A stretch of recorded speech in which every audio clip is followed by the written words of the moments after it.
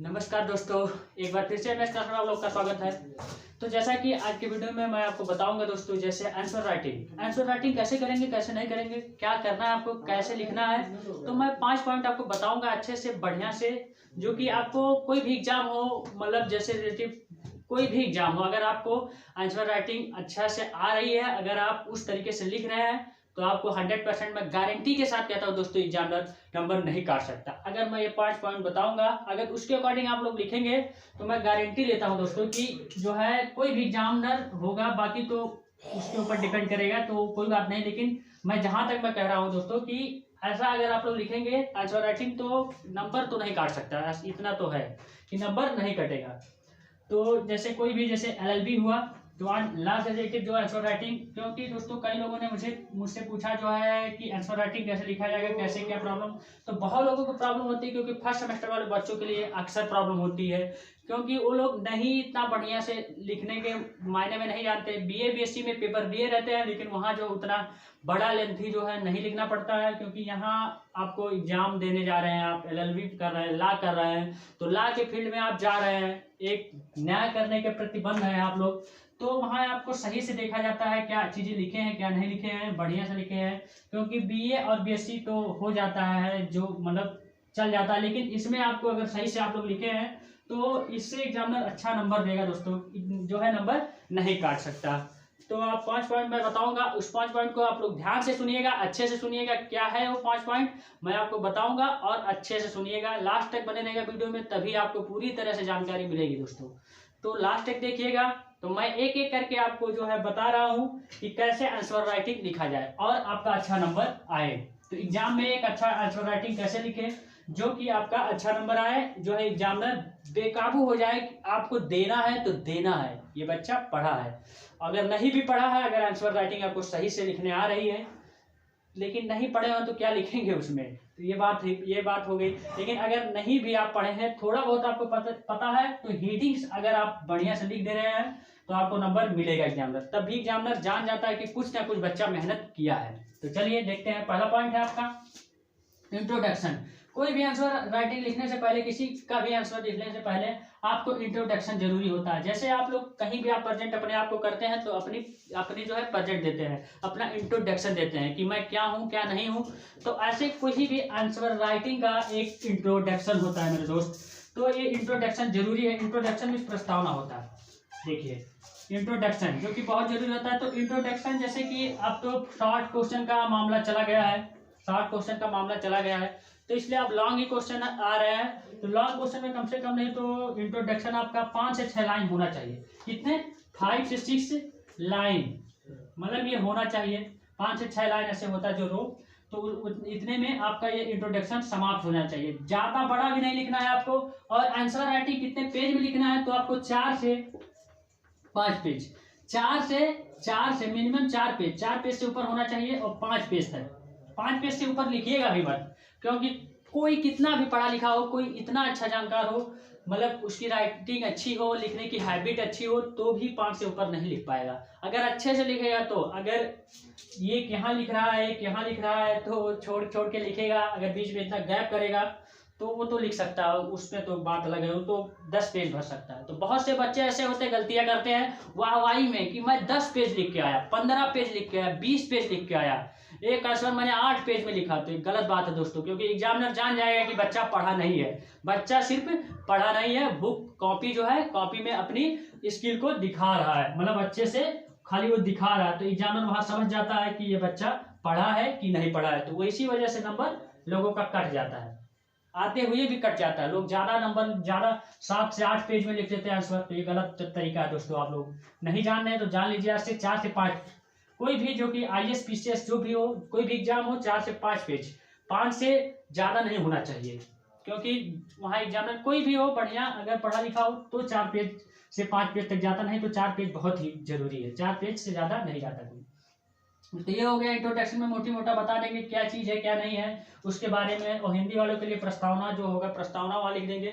और answer writing के बारे में अभी मैं लास्ट में बताऊंगा कि कैसे लिखेंगे, वहां कैसे लिखेंगे मैं आपको बताऊंगा लास्ट में वीडियो में, तो लास्ट तक बने रहेगा। चलिए देखते हैं। अब सेकंड पॉइंट है आपका जो मीनिंग एंड डिफिनेशन। आपको इसके बाद जो है मीनिंग एंड डिफिनेशन लिखना है। तो मीनिंग मतलब जैसे मीनिंग एंड डिफिनेशन की क्या चीज वो है, क्या नहीं है, क्या कह रहा है। और डिफिनेशन है आपकी परिभाषा कि वो परिभाषा, मतलब डिफिनेशन क्या मतलब होता है, परिभाषा कि डिफिनेशन कि ये चीज क्या कह रहा है, मतलब इसका और इसका मतलब सेम ही है कि जो मतलब दोनों में से एक होता है जो मीनिंग एंड डिफिनेशन, मतलब क्या चीज कह रहा है क्या नहीं कह रहा है, क्वेश्चन कैसे इसमें किसके बारे में होगा। तो जो मेन इसमें जूरिस्ट होंगे वो आपके डिफिनेशन दिए होंगे तो उनका डिफिनेशन एक दो लिख लीजिएगा आप लोग अच्छे से बढ़िया से। इसके बाद तीसरा पॉइंट है आपका मेन बॉडी, यही मोस्ट इंपॉर्टेंट है, जान लीजिए ये भी इंपॉर्टेंट है, मोस्ट इंपॉर्टेंट मेन बॉडी जो है सेक्शन। आपको अगर ला के स्टूडेंट है आप तो सेक्शन लिखना बहुत जरूरी है, बहुत ही जरूरी है, क्योंकि सेक्शन पे डिपेंड केस। अगर आप ला क्राइम का अगर कर रहे हैं तो इस पे केस जो है आपका सेक्शन इंपॉर्टेंट होती है, कोई भी मतलब हर एक जगह से सेक्शन इंपॉर्टेंट है, क्योंकि जूरिस्प्रूडेंस में ऐसा सब्जेक्ट है कि उसमें सेक्शन इंपॉर्टेंट नहीं है, क्योंकि उसमें सेक्शन नहीं होते हैं। बाकी उसमें भी आर्टिकल हो जाते हैं, आर्टिकल आ जाते हैं मतलब 20 से इधर से उधर से। बाकी आपको कॉन्स्टिट्यूशन में आर्टिकल मिलेगा ही, तो ऐसे जो आईपीसी में हुआ, कॉन्ट्रैक्ट में हुआ, फैमिली लॉ में हुआ, इस सब में आपको सेक्शन मिलेगा, तो बहुत जरूरी है। तो इसमें आपको मेन बॉडी में क्या क्या लिखना है, मेन बॉडी में आपको यहाँ देखिए मैं आपको बता देता हूँ, चलिए ऐसे बता दे रहा हूँ क्या इसमें लिखूँ। तो मेन बॉडी में आपको लिखना है उसके जो है इसेंशियल एलिमेंट, मतलब उसके आवश्यक तत्व, ये कितने प्रकार के होते हैं, ये मतलब बस इसके कितने प्रकार के होते हैं, वो इसके आवश्यक तत्व क्या है, मतलब ऐसे 2-3 पॉइंट आप लोग लिख लीजिएगा मेन बॉडी में। और सेक्शन नोट कर लीजिएगा, ये सेक्शन कौन से सेक्शन में ये कहे गए हैं, ये सेक्शन जरूरी है दोस्तों, क्योंकि लॉ के स्टूडेंट है तो सेक्शन बहुत जरूरी है। अब चौथा पॉइंट है आपको केस लॉ, ये भी बहुत इंपॉर्टेंट दोस्तों, क्योंकि लॉ के स्टूडेंट अगर आप है तो केस नहीं लिख रहे हैं तो क्वेश्चन अधूरा माना जाएगा। आप अगर केस ही अच्छे से बढ़िया लिख दिए, अगर इसमें से कुछ दिक्कतें हो रही हैं, नहीं लिख पा रहे हैं, तो एग्जामिनर जानेगा कि कुछ ना कुछ आप पढ़े हैं, कुछ ना कुछ मेहनत करे हैं, तो उसमें उसी बेस पे आपको आपका 14 नंबर का एक क्वेश्चन रहेगा, तो आपको जो है करीबन 6 से 7 नंबर, मतलब आधा तो मिल ही जाएगा अगर आप इसको बढ़िया से लिख रहे हैं और ये 1 पॉइंटर 2 पॉइंटर लिख रहे हैं। इसमें से आप जो है सही से नहीं लिख पा रहे तीसरा पॉइंट तब भी, बाकी सेक्शन याद रखिएगा, सेक्शन जरूरी है। और केस कैसे लिखना है, केस के बारे में आपको लास्ट में बताऊंगा, अभी वीडियो में लास्ट तक बने रहिएगा। तो जैसा कि आपको अब 5वां नंबर पॉइंट है इसमें जो है कंक्लूजन, मतलब निष्कर्ष। जब लास्ट में आपको एग्जांपल या एग्जांपल लेके, एग्जांपल क्या होता है, तो एग्जांपल जैसे बताया जाता है कि इस केस में ऐसे कहा, ए ने बी को ऐसा किया, सी ने इस तरीके से किया, ए और बी थे आपस में कॉन्ट्रैक्ट किए, तो मतलब क्या होगा क्या नहीं होगा, ऐसे जो सर बताएंगे क्लास में। नहीं आपको कोई भी चीज याद आ रहा हो परसेंट टाइम में तो वहाँ आप लिख सकते हैं एग्जाम्पल, ऐसा नहीं है कि केस ही लिखे, एग्जाम्पल लिख सकते हैं। बाकी केस के बारे में आपको भी बता रहा हूँ। तो जैसे कि 5वां नंबर पॉइंट है जो है कंक्लूजन, जो है निष्कर्ष। निष्कर्ष क्या निकल रहा है लास्ट में, निष्कर्ष जरूरी है, ये भी बहुत इंपॉर्टेंट है। ये 5 पॉइंट है दोस्तों, निष्कर्ष जरूरी है कि क्या हुई है इस केस में, कैसे हुआ, मतलब केस नहीं मतलब इस क्वेश्चन में क्या पूछा गया क्या नहीं पूछा गया। तो आपको 3 से 4-5 लाइन में आपको निष्कर्ष दे देना है, 3 लाइन ज्यादा से ज्यादा 3 लाइन, इससे ज्यादा मत करिएगा, नहीं क्वेश्चन आपका बहुत बड़ा चला जाएगा।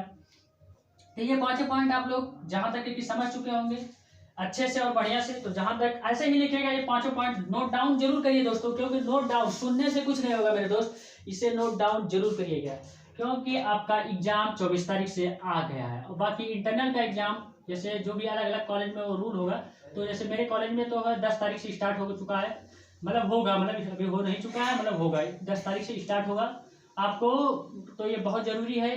तो मैंने आगे इससे अगर रिलेटेड कोई भी वीडियो चाहिएगा तो मुझे जरूर संपर्क करिएगा। मैं आपको पहले ही बता चुका हूँ कि इंटरनल एग्जाम में क्या पूछा जाएगा, एक्सटर्नल एग्जाम में कैसे क्या पूछा जाएगा, तो जैसे कि ऑल सब्जेक्ट पे आपको मैं बता चुका हूँ, ऑलरेडी वीडियो पढ़ चुका है। तो बहुत लोगों ने जो है कमेंट किया, मतलब बहुत लोगों ने मैसेज भी मुझे किया है, जो है बहुत स्टूडेंट, बहुत बच्चे भी, बहुत बड़े लोग भी हमसे, तो उन्होंने कहा कि आंसर राइटिंग कैसे लिखा जाएगा। तो मैं इस पर देखा कई तरह से, कई जगह से, कई बच्चों से, तो मैं इस पर बता रहा हूँ।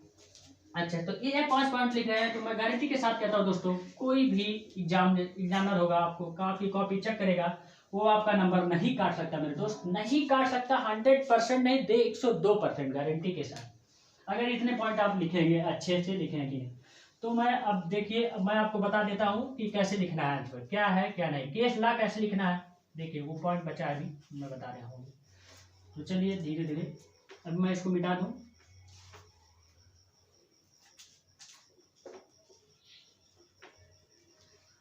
तो अभी इसी वक्त से जुड़ जाइए दोस्तों, अच्छे से तैयारी करना चालू कर दीजिए, क्योंकि टाइम आपके पास नहीं बचा है और टाइम का कोई भरोसा नहीं है, एक एक दिन बीत ही जा रहा है, जान रहे हैं। जिंदगी का एक एक दिन कम ही हो रहा है। तो जैसे कि इसमें देखिए, तो इतना समय आपकी ये जिंदगी है, मान लीजिए एग्जाम को ही जिंदगी मान लीजिए मेरे दोस्त, क्योंकि अगर आप नहीं मानेंगे यही आगे चल के बहुत दिक्कतें होंगी, बहुत प्रॉब्लम झेलना पड़ेगा, बहुत ही दिक्कत होगा।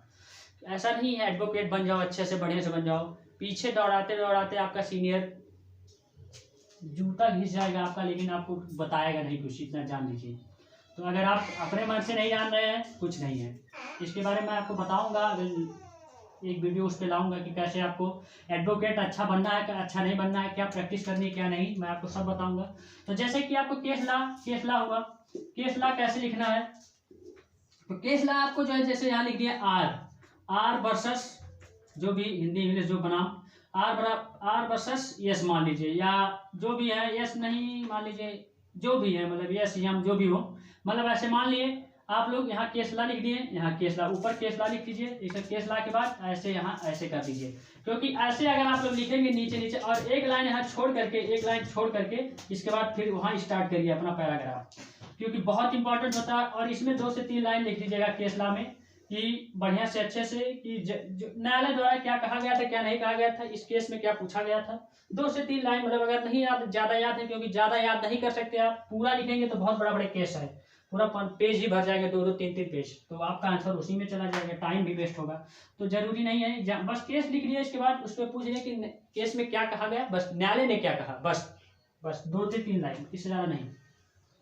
अगर आपको याद रहेगा, आपके पास टाइम रहेगा तो लिख दीजिएगा, कोई बाउंडेशन नहीं है, ऐसा मत सोचिएगा कि सर बता दें कि ऐसा लिख दीजिएगा, तो ऐसा कुछ नहीं है।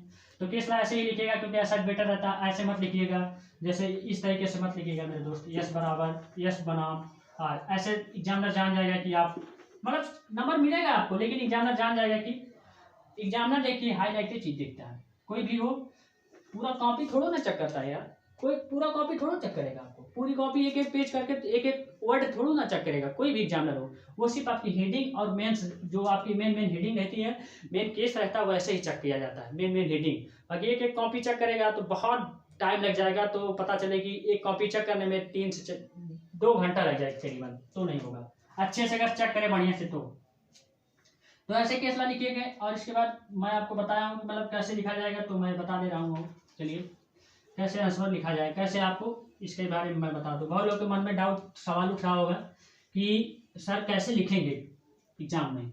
तो आपको एग्जाम में जैसे पेज, यहाँ जैसे मान लीजिए पेज है आपका, ये 4 5 मतलब जो भी पेज है, ऐसे पेज है मान लीजिए, इससे यहाँ से बना, यहाँ से बना, ऐसे पेज है आपका।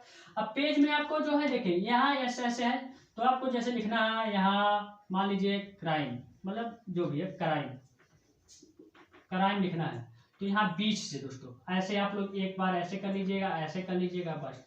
अगर नहीं कर कोई दिक्कत है, मैं आपको बता रहा हूँ, मैं अपनी एक्सपीरियंस बता रहा हूँ, मैं जैसे लिखता हूँ इस तरीके से। अगर ऐसे नहीं लिख रहे हैं तो कोई बात नहीं, ये मत खींचिएगा, आप लोग ऐसे ऐसे थोड़ा थोड़ा कर दीजिएगा, जो भी नहीं ऐसे टेढ़ा मेढ़ा बना, ऐसे बना दीजिएगा सही से अच्छे से। तो ये एक क्राइम, और बीच में लिखिएगा, ये दोनों पेज के बीच में अगर आप लोग हेडिंग लिखेंगे तो हाईलाइटेड हो जाती है, तो उससे एग्जामिनर अच्छा जानता है, बढ़िया जानता है कि बच्चा पढ़ा, वास्तव में पढ़ा है, कहीं ना कहीं पढ़ा ही है।